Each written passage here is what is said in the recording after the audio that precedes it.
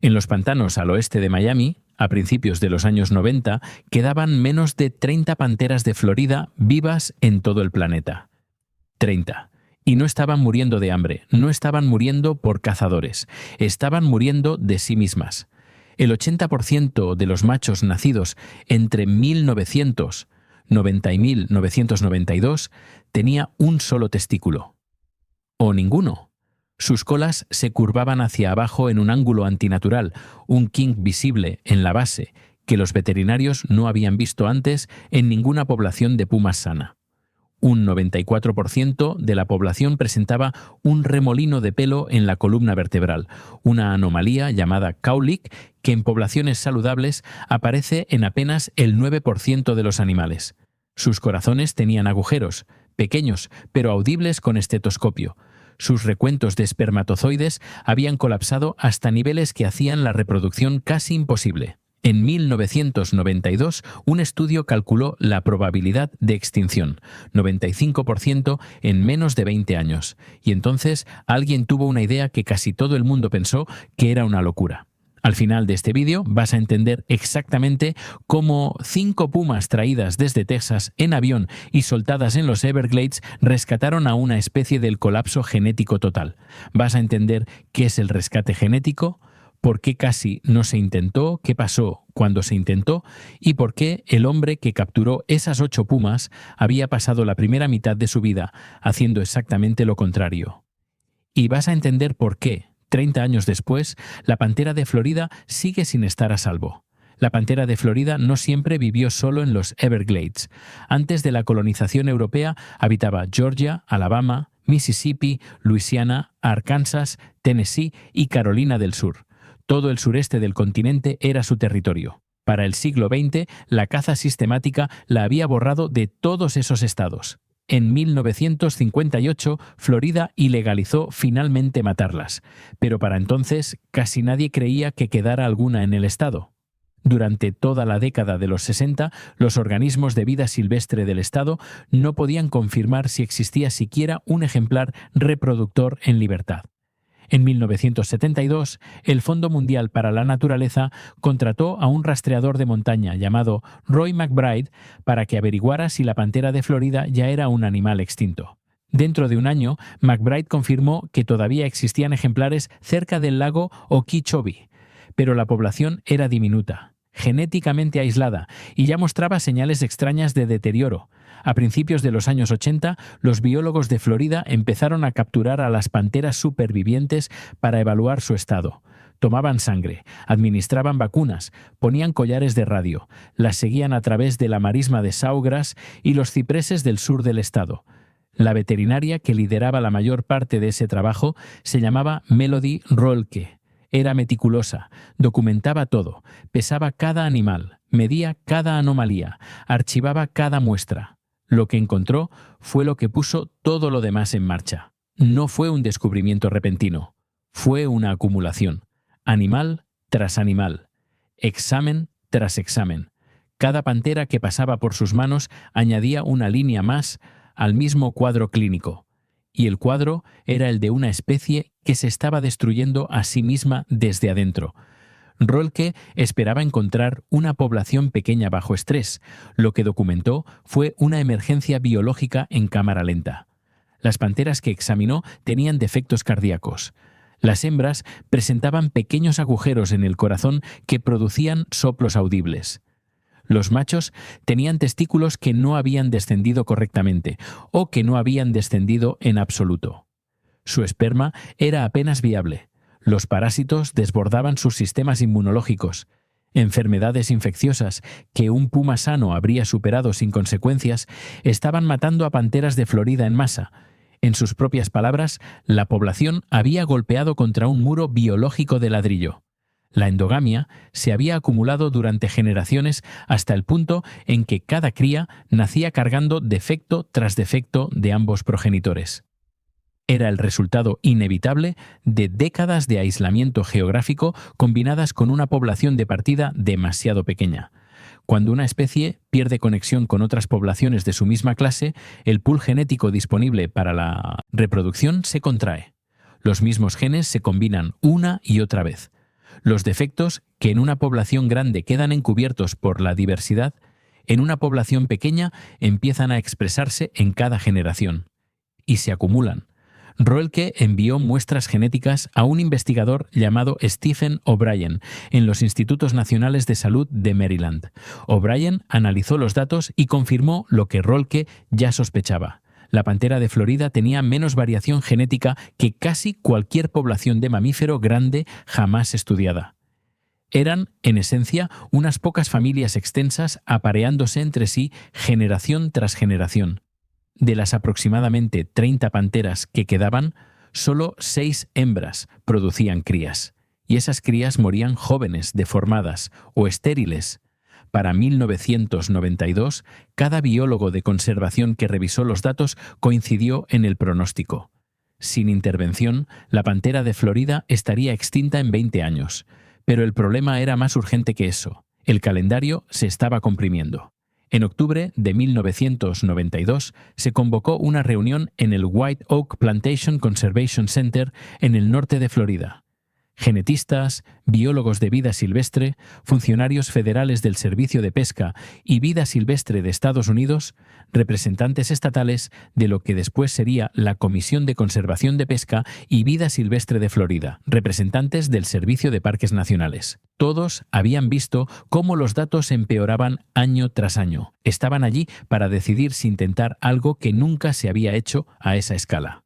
La propuesta sobre la mesa se llamaba aumentación genética. La idea era conceptualmente sencilla y radicalmente experimental. Traer hembras de puma de otra población, soltarlas en Florida, dejar que se aparearan con los machos supervivientes. Las crías resultantes llevarían material genético nuevo que no había sido reciclado a través de generaciones de endogamia. Los defectos se diluirían. La población, en teoría, se recuperaría. Pero ¿qué población usar como donante era la pregunta crítica? El equipo eligió pumas de Texas porque el flujo genético histórico entre las panteras de Florida y los pumas de Texas había ocurrido de forma natural antes de que el sur de Florida quedara geográficamente aislado. Los pumas de Texas no eran una especie extraña. Eran primos genéticos separados por unos pocos siglos. La propuesta se encontró con una resistencia feroz. Stuart Pimm, profesor de Ecología de la Conservación en la Universidad de Duke, lo describió sin rodeos años después. Dijo que mucha gente pensaba que era una mala idea. El miedo era que introducir genes externos borraría a la pantera de Florida como subespecie diferenciada. No estarían salvándola, estarían reemplazándola con otra cosa y llamándola con el mismo nombre. Era un miedo legítimo, no era irracionalidad. Era la pregunta más honesta que se podía hacer. ¿En qué punto dejas de salvar una especie y empiezas a fabricar una nueva? Los biólogos que apoyaban el plan tenían una respuesta. La pantera de Florida ya no era una entidad genética pura. Siglos de aislamiento la habían convertido en una trampa genética. Y una trampa genética, por muy históricamente significativa que sea, no es una especie viable. Es una cuenta regresiva. El debate duró meses, y mientras duraba, las panteras seguían muriendo. También estaba la pregunta de si el proyecto funcionaría. Nadie había realizado un rescate genético a esa escala en un gran carnívoro en libertad. El análogo más cercano habían sido poblaciones más pequeñas y controladas. Soltar 8 pumas de Texas en los Everglades era un experimento que no podía revertirse si fallaba, pero la alternativa, no hacer nada, significaba ver extinguirse a la especie en el transcurso de una generación. El plan también necesitaba dinero. Los costes de transporte solos no habían sido presupuestados por ninguna agencia gubernamental, así que la Asociación Nacional de Conservación de Parques intervino. Will Callaway, su responsable en el proyecto en aquel momento, dijo que su equipo acordó pagar ellos mismos los vuelos. En enero de 1995, cada agencia federal y estatal involucrada le dio luz verde a Roy McBride. McBride tenía 58 años cuando voló al oeste de Texas para capturar las 8 pumas.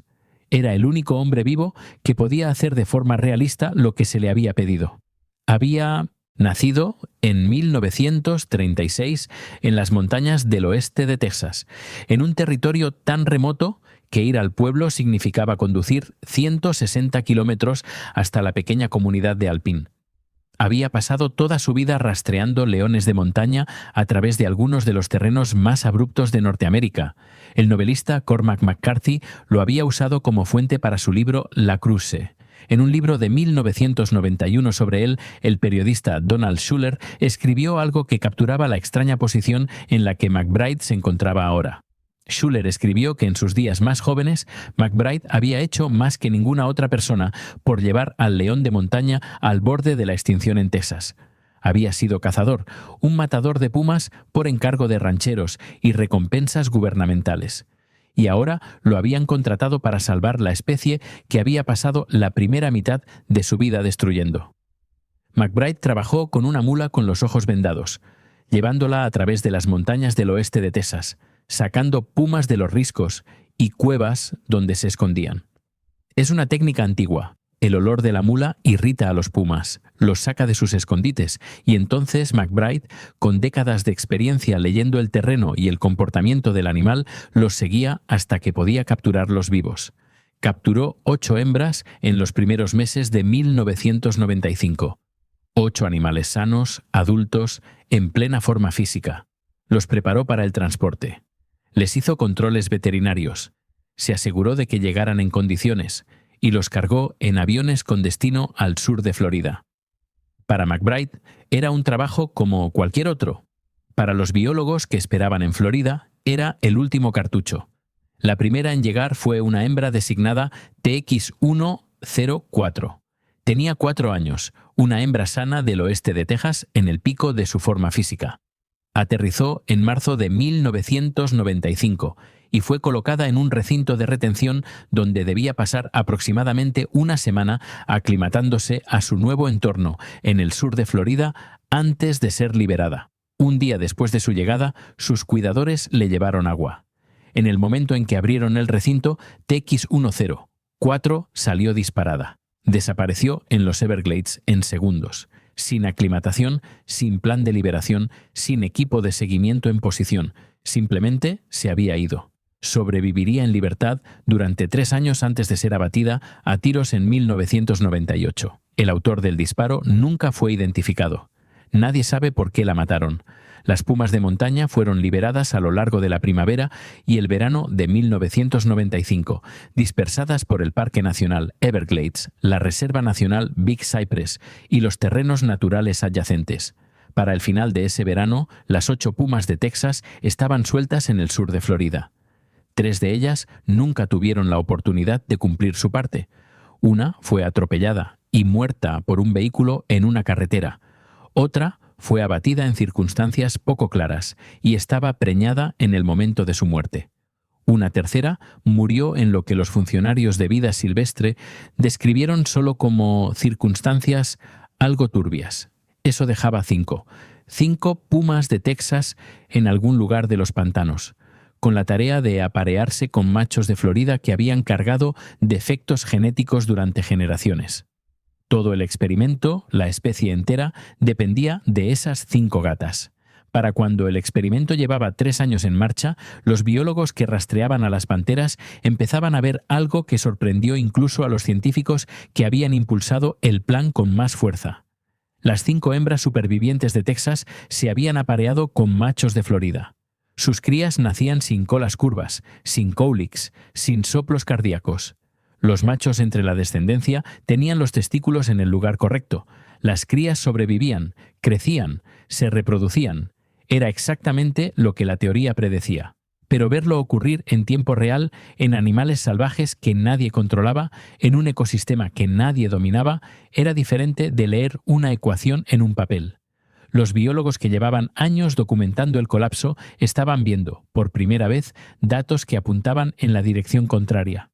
A lo largo de los años siguientes, esas 5 pumas de Texas fueron documentadas produciendo al menos 20 panteras de Florida híbridas. Cada una de esas crías se apareó a su vez con otras panteras, extendiendo material genético fresco a través de lo que había sido una población cerrada y moribunda. El efecto se multiplicaba solo. Cada generación nueva llevaba un poco más de diversidad. Cada generación nueva era un poco más robusta que la anterior. Cuando los investigadores midieron la heterocigosidad media, el marcador científico estándar para la diversidad genética, los números contaban una historia inequívoca. Antes del rescate, la pantera de Florida estaba en el 16%. Dentro de una década, tras las introducciones, esa cifra había subido al 24%. La variación genética se había triplicado efectivamente en el conjunto de la población. Las tasas de supervivencia de las crías contaban una historia aún más nítida. Entre 2000, 2002 y 2004, solo el 21% de la descendencia puramente endogámica de panteras sobrevivía.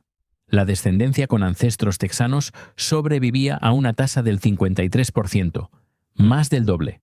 La prevalencia de defectos cardíacos en la descendencia mezclada cayó al 8%, la mitad de la tasa observada en panteras de Florida de sangre pura. Los mismos animales, el mismo pantano, el mismo clima, los mismos depredadores, las mismas enfermedades. Lo único diferente era la composición genética, y esa diferencia lo cambiaba todo. En 2003, las 2 últimas pumas de Texas que todavía vivían fueron retiradas del entorno silvestre de Florida. Habían hecho lo que habían sido traídas a hacer. Su legado genético ya se estaba extendiendo a través de la siguiente generación de panteras sin necesidad de que ellas permanecieran. Las retiraron porque su papel estaba cumplido y porque mantener pumas de Texas en el sistema indefinidamente introducía variables que los gestores de vida silvestre preferían controlar.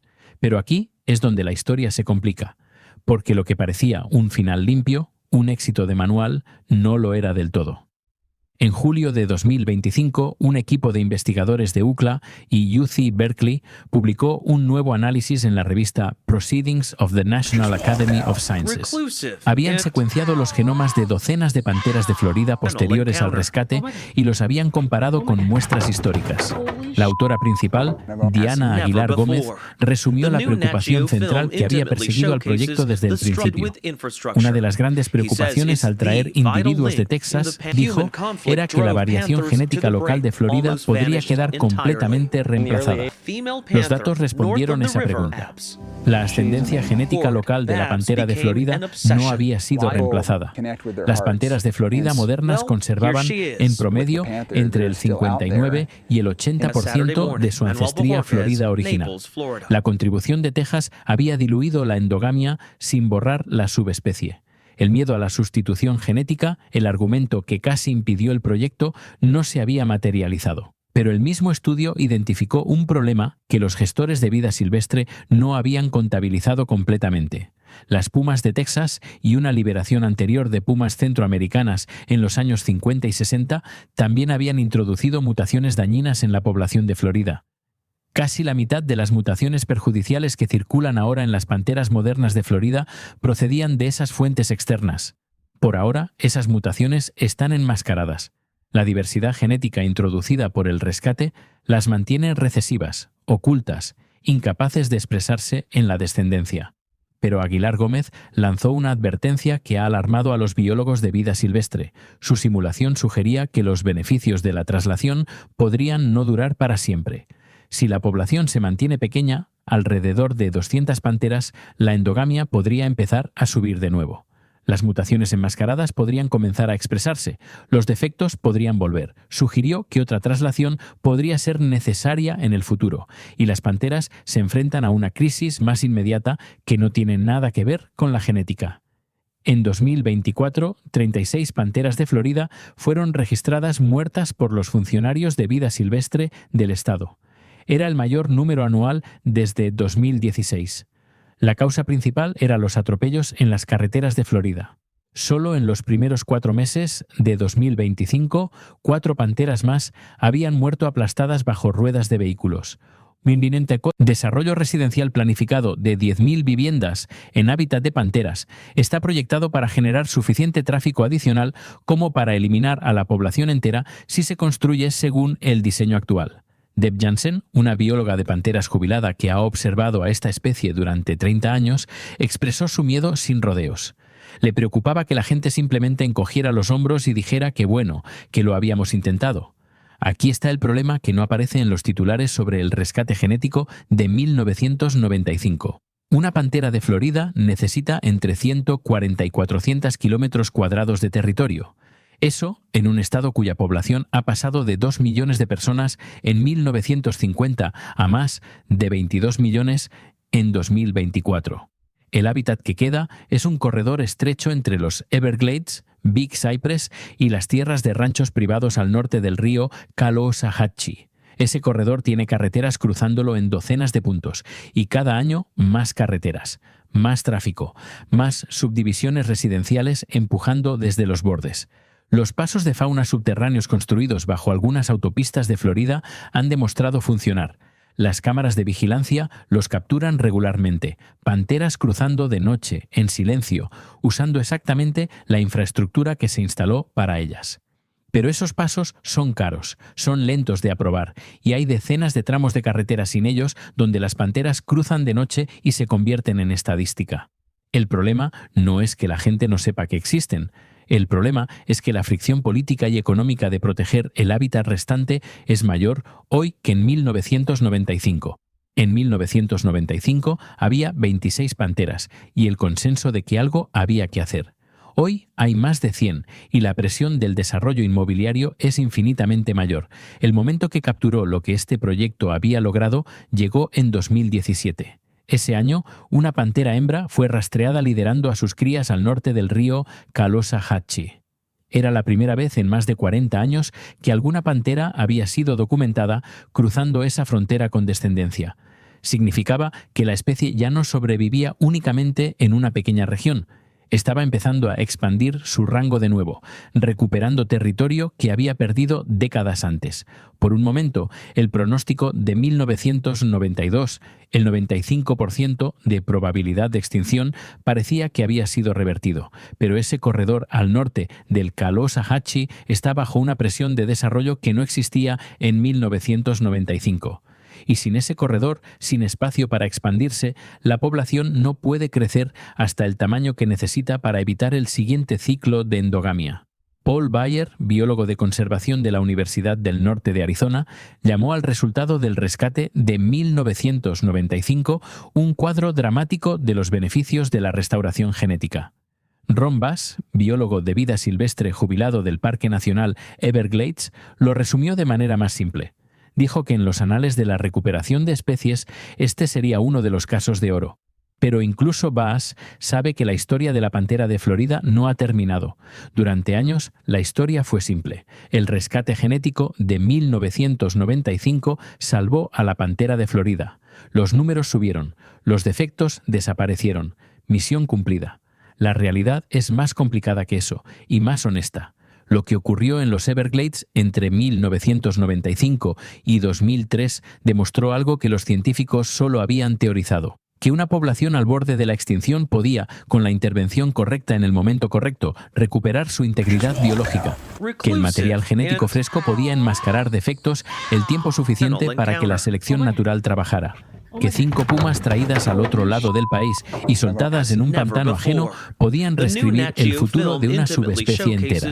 El rescate de 1995 se convirtió en el modelo para intervenciones similares utilizadas en todo el mundo para salvar otras poblaciones pequeñas y aisladas del colapso por endogamia. Lo que pasó en Florida probó algo, probó que era posible. Pero la misma historia lleva una lección más difícil. El rescate genético no es una solución permanente. Compra tiempo, no compra un futuro.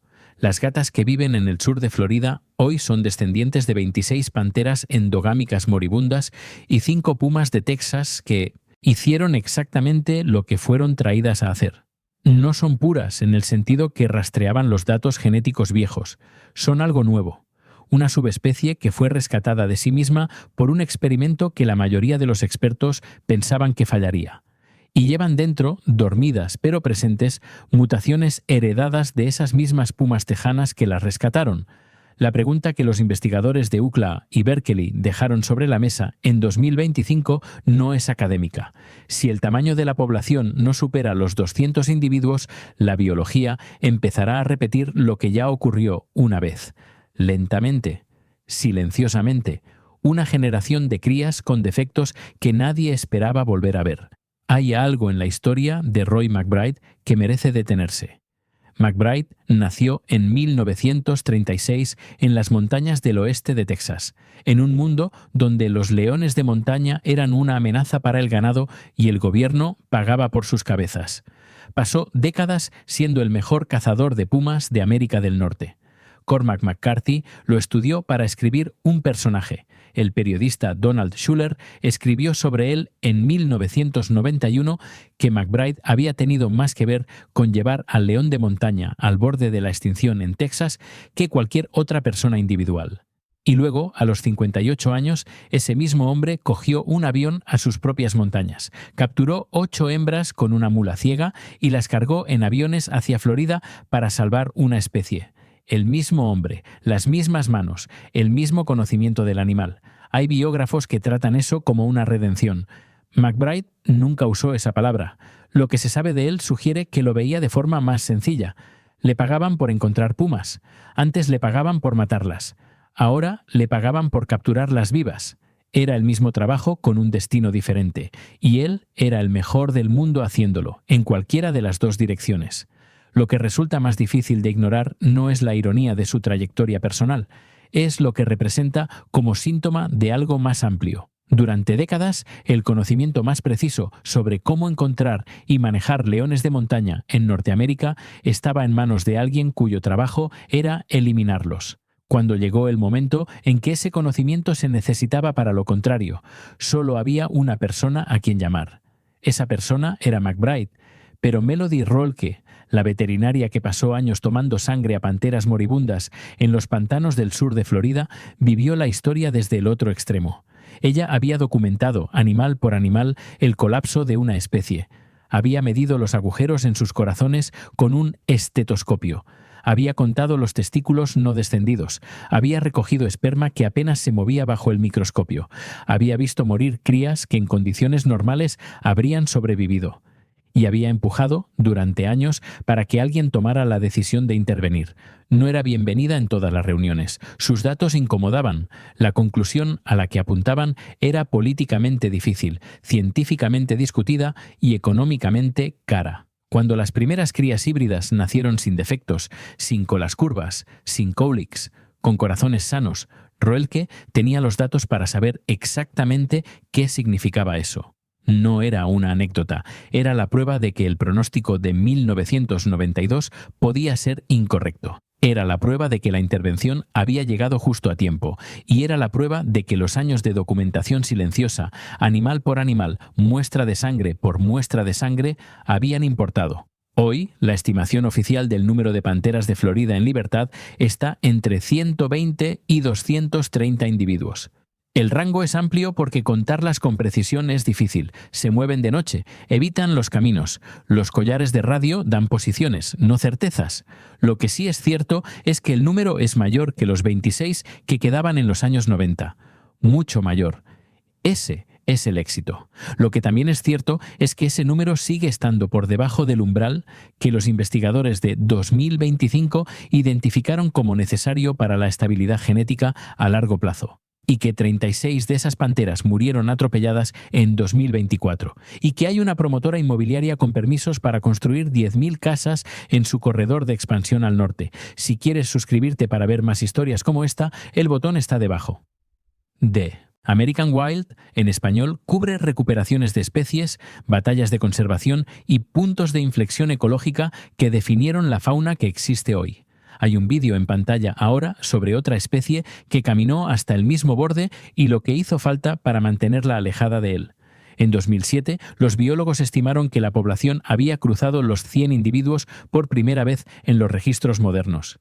En 2010, la revista Science publicó el análisis científico formal del rescate genético. El estudio concluyó que el número de panteras se había triplicado desde 1995. La heterocigosidad genética se había duplicado. Las medidas de supervivencia y forma física habían mejorado en casi todos los parámetros que los investigadores habían rastreado. Los correlatos de la endogamia habían disminuido significativamente. Era una historia de éxito sin ambigüedades en los datos. Y luego llegó el estudio de 2025. Y los datos dijeron algo más complicado, que el éxito era real pero condicional, que la biología se había corregido, pero no permanentemente, que las mutaciones introducidas por las mismas pumas que salvaron a la especie estaban dormidas dentro de cada pantera viva, esperando las condiciones adecuadas para despertar. La pantera de Florida no fue salvada por un acto heroico, fue salvada por una reunión en 1992 donde nadie se puso de acuerdo, por una decisión que casi no se tomó, por 8 pumas de las que 3 murieron antes de poder reproducirse, por 5 que sobrevivieron en un pantano que no era el suyo y lo cambiaron todo, y por una veterinaria que contó testículos y midió agujeros en corazones durante años hasta que alguien le hizo caso. No hay en esa historia ningún momento televisivo, nadie ondeando una bandera en un campo, nadie pronunciando un discurso frente a una cámara. Hay una mujer con estetoscopio en un pantano. Hay un cazador de 58 años en un avión con 8 jaulas. Hay 5 animales en un ecosistema que no conocían, haciendo lo que los animales hacen cuando están sanos y en libertad. Y hay décadas de datos acumulados por personas cuyos nombres no aparecen en los titulares. El patrón que aparece en todas las historias de recuperación de especies que funciona es siempre el mismo. No es el momento dramático de la liberación. Es la persona que recogió los datos cuando nadie miraba, la que escribió el informe que nadie quería leer, la que insistió en que el pronóstico podía cambiar si se actuaba antes de que fuera demasiado tarde, y la que siguió insistiendo cuando le dijeron que la idea era demasiado arriesgada, demasiado cara o demasiado experimental. El pronóstico de 1992 decía 95% de extinción en 20 años. Los 20 años pasaron, la pantera no se extinguió, pero el margen entre lo que ocurrió y lo que pudo haber ocurrido era el ancho exacto de 5 pumas en un pantano de los Everglades. 5 animales que nadie garantizó que sobrevivirían, 5 animales de los que 3 hermanas murieron atropelladas, tiroteadas o en circunstancias que nadie llegó a explicar del todo. Si en los próximos 20 años se desarrolla el corredor norte, si las carreteras siguen sin pasos de fauna, si la población no supera los 200 individuos, el pronóstico tendrá otra oportunidad de cumplirse. Y esta vez no habrá Roy McBride esperando en las montañas de Texas con una mula ciega.